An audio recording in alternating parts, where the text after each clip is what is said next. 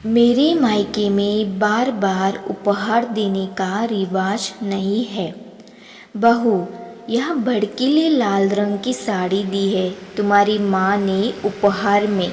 क्या तुमने उन्हें बताया नहीं कि मैं ऐसे भड़कीले रंग नहीं पहनती? अरे मेरी पसंद ना सही, समझी जी की पसंद का तो ख्याल रखते।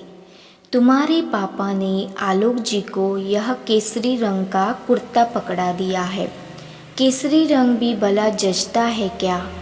तुम्हारे माता पिता की मिडिल क्लास पसंद मुझे बिल्कुल पसंद नहीं। हम दोनों ऐसे चटक मटक रंग बिल्कुल नहीं पहनते।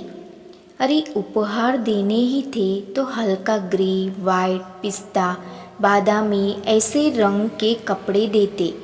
वे क्या जानते नहीं हमारी महंगी पसंद को। आजकल सभी ऐसे हाई क्लास रंग ही पहनते हैं। मुझे तो तुम्हारे और मेरे बेटे अंकित के कपड़े भी पसंद नहीं आए। रंगों का बड़ा महत्व होता है। अगली बार कह देना तुम्हारे माँ पापा को देना हो तो अच्छे उपहार दे, वरना इससे अच्छा पैसे ही दे दे। ऐसे उपहार लाकर क्या मतलब जो पहनने का मन ही ना करे।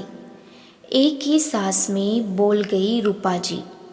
मम्मी जी, मेरे पापा मम्मी बड़े प्यार से यह उपहार सबके लिए लाए हैं। अगर आपको ना अच्छे लगे तो कम से कम ऊपर से ही कह देती कि उपहार अच्छे हैं, मगर आप तो बाल की खाल निकाल रही है। कपड़े इतने भी बुरे नहीं हैं कि उन्हें पहना ना जा सके। और रही बात रंगों की, तो मम्मी जी हमें हर रंग पहनना चाहिए। रंगों में कब से हाई क्लास और मिडिल क्लास रंग होने लगे। मेरी मम्मी ने जब मुझे पूछा था कि बेटा तेरी सास के लिए कौन से रंग की साड़ी खरीदूं, तो मैंने ही उनसे कहा था कि मम्मी जी के पास लाल रंग की साड़ी नहीं है, तो आप उन्हें लाल रंग की साड़ी उपहार में देना। क्योंकि अभी हाल ही मिसेस शर्मा ने अपनी पार्टी में लाल रंग की थीम रखी हुई थी और आप कह रही थी मेरे पास तो लाल रंग की साड़ी ही नहीं। मिसेस शर्मा ने लाल रंग की थीम क्यों रखी होगी कहकर आप पार्टी में नहीं गई थी। और पापा जी के लिए केसरी रंग का कुर्ता भी मैंने ही मेरे पापा से लाने कहा था, क्योंकि पिछली बार पापा जी कह रहे थे मेरे पास केसरी रंग का कुर्ता होता तो अच्छा होता, मैं झंडा वंदन में वही रंग पहनकर जाता। इसलिए मैंने मेरे पापा से पापा जी के लिए केसरी कुर्ता और सफ़ेद पजामा लाने कहा था। मुझे नहीं पता था कि रंगों में भी हाई क्लास और मिडिल क्लास रंग होता है। सुमन ने भी तपाक से उत्तर दिया।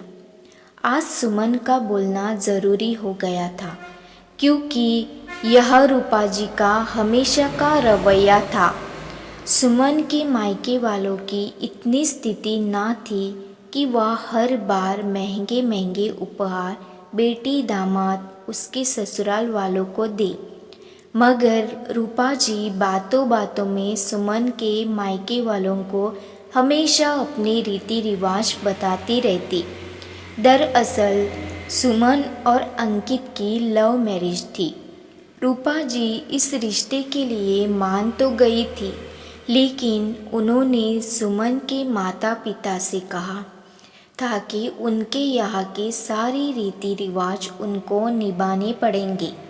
तब सुमन और उसके माता पिता यही नहीं जानते थे कि रिवाजों के नाम पर उन्हें बार बार बेटी के ससुराल उपहार लेकर जाने पड़ेंगे।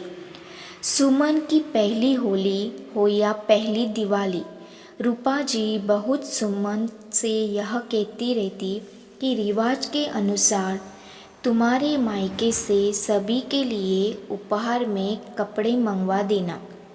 यह तीसरी बार था जब सुमन ने मायके फ़ोन करके अपने माता पिता को सभी के लिए उपहार लाने कहा था और यह फैसला भी कर लिया था कि अब आगे से वह कभी भी अपने माता पिता पर अपने ससुराल उपहार लाने के लिए दबाव नहीं डालेगी।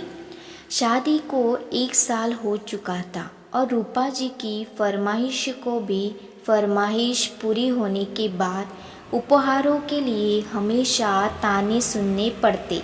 वो अलग रूपा जी कभी कहती, अरे मेरे भाई की बहू के मायके वालों ने मेरे भाई के घर वालों को सोने की चीज़ों उपहार में दी। भाई को सोने की चेन, भाभी को सोने का कड़ा और उनकी बेटी और दामाद को सोने की अंगूठियाँ। देखो कैसे कैसी किस्मत है। मेरे भाई ने ज़रूर अच्छे पूर्ण किए होंगे जो उन्हें ऐसी बहू मिली। इसके मायके वाले उपहार में सोने की चीज़ें देते हैं। मेरा बेटा अंकित भी लव मैरिज ना करके अरेंज मैरिज करता तो आज मैं भी सोने के पालने में बैठती होती। सुमन के सुनने की शक्ति समाप्त होती जा रही थी। आज उसने रूपा जी को जवाब दे ही दिया।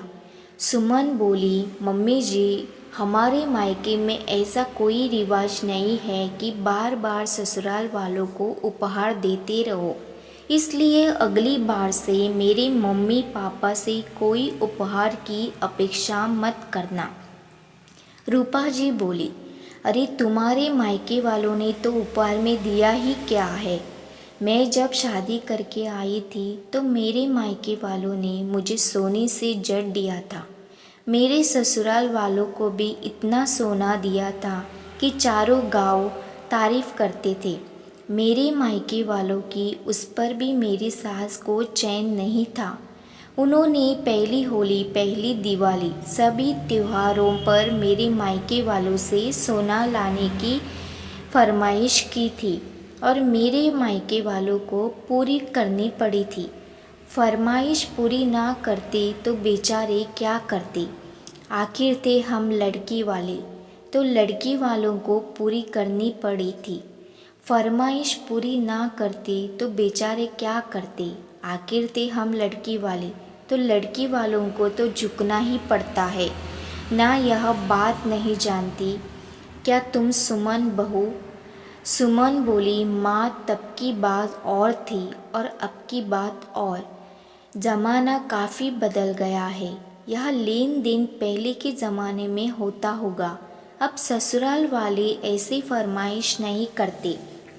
वे जानते हैं उनका बेटा पढ़ा लिखा है, दहेज लेना अच्छी बात नहीं है। अब काफ़ी लोगों की मानसिकता सुधर गई है। पहले के ज़माने के लोगों की मानसिकता लालची होती थी। लालची प्रवृत्ति होने के कारण ससुराल में कितना ही पैसा क्यों ना हो, लड़की के माँ बाप को झुकाया जाता था और ऐसे ऐसे फरमाइश की जाती थी जिससे लड़की वाले पूरा करते थे। मगर अब लोग समझ चुके हैं।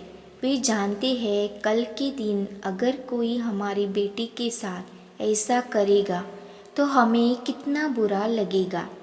इसलिए कल के दिन अगर कोई हमारी सास करेगा तो हमें कितना बुरा लगेगा।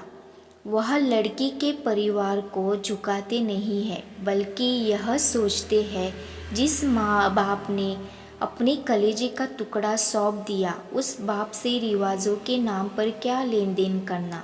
अब लड़के वाले लड़की वालों को उनके बराबर समझते हैं, बराबरी की इज्जत देते हैं।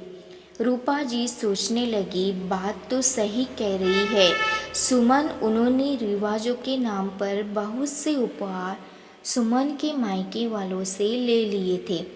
रूपा जी सबका गई और मन ही मन बोली, अरे जो मिल रहा था वही भी नहीं मिलेगा अब। वह बोली, अरे बहू बेटी, छोटी छोटी बातों को दिल पर क्या लगाना। अब समधी समधन जी ने इतने प्यार से उपहार दिए हैं तो भला पहनेंगे ही ना, फेंक थोड़ी देंगे।